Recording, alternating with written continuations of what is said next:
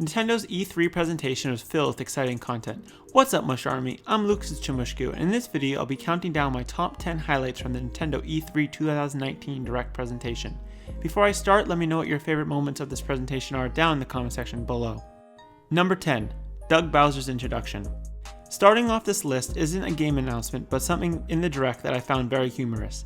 As Reggie, the president of Nintendo of America, retired earlier this year, his position was taken over by Doug Bowser, and Nintendo didn't miss a beat in making a joke of his last name. In this sketch, Bowser shows up but was shut down by the host when he was told that he meant Doug Bowser. I found this to be really funny and a great way to start off the E3 presentation.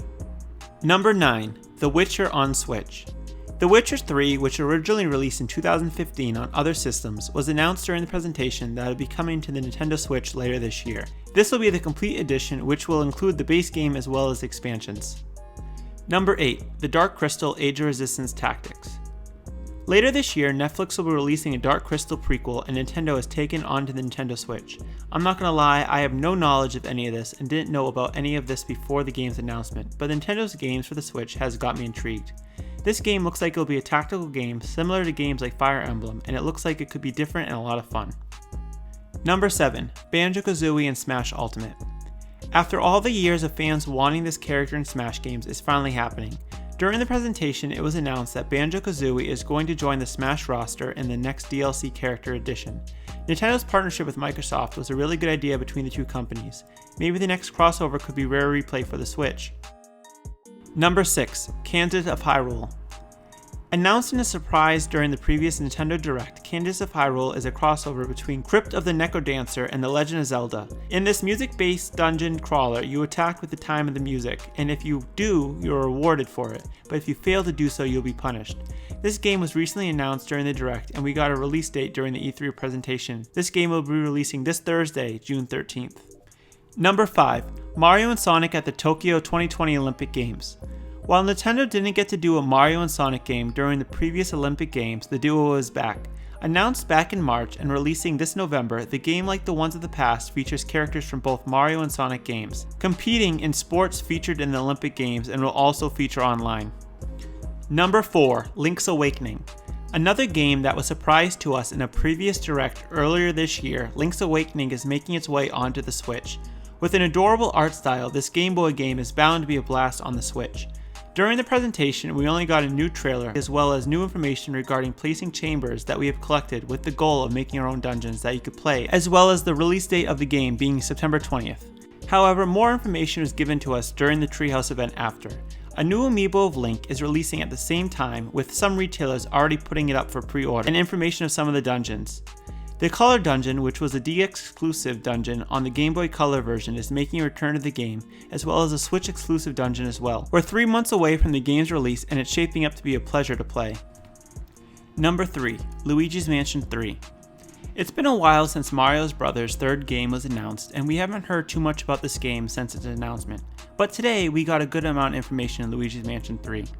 This time, the game takes place in a haunted hotel, and Luigi and his new poltergeist must make their way around the spooky hotel and eliminate ghosts. This new poltergeist is known as the G00 and has some new features as well to aid Luigi. These features include the Slam, which allows you to suck up a ghost and slam it around to target other ghosts. The Suction Shot, allowing you to defeat certain ghosts and destroy furniture, which sometimes can help you find some items. And the Burst, which is a powerful air pressure to help blow away ghosts when they team up on you.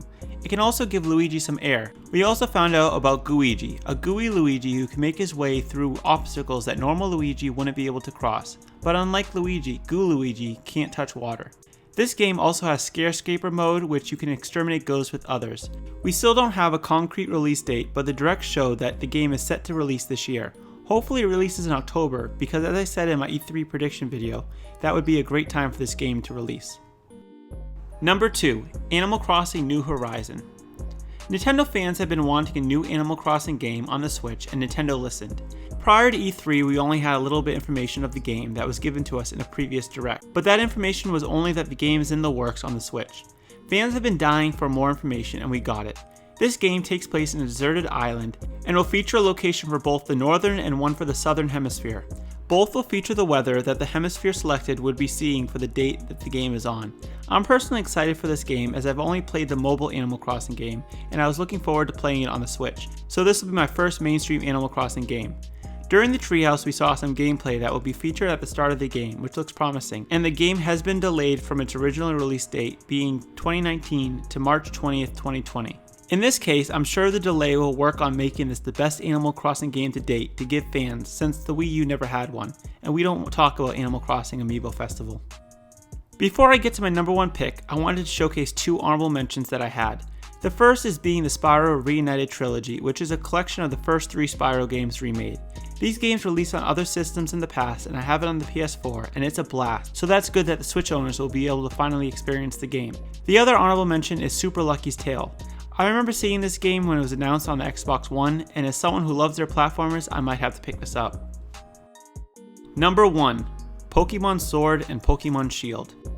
Only touched upon during the direct presentation, we got a good look at the upcoming mainstream Pokemon games during the Treehouse presentation. As one of my most anticipated games for the year, I was excited to watch the gameplay that was shown in the wild area. This area, from what we've shown, is going to be huge. When they announced the wild area during the dedicated Pokemon Direct, I assumed that it was just going to be a small area, and I was blown away when I saw the gameplay today.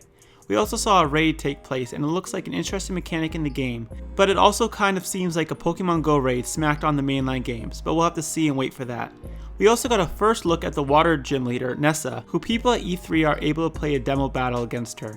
A new Pokemon was also seen in this presentation as well, and overall this game looks like it's going to be the most ambitious mainline Pokemon game to date. But with all the good comes the bad. During the treehouse, it was said that there won't be a national dex in this game, and will only be able to bring Pokemon from Pokemon Home in the games that are in the regional Pokedex. This has angered some fans, but I would suggest waiting and seeing because it's been coming around that it may have just been a translation mistake. Overall, I'm excited for this game, and after seeing it today, I'm even more excited for this game. So those are my highlights and favorites from this year's Nintendo E3. It was a great presentation, and we got a lot of great games for all gamers coming to the Nintendo Switch. What are your favorite things from the presentation? Let me know in the comment section down below. Don't forget to give this video a like, and if you're new to this channel, be sure to hit that subscribe button. Anyway, that's it for this video, and I'll see you all in the next video.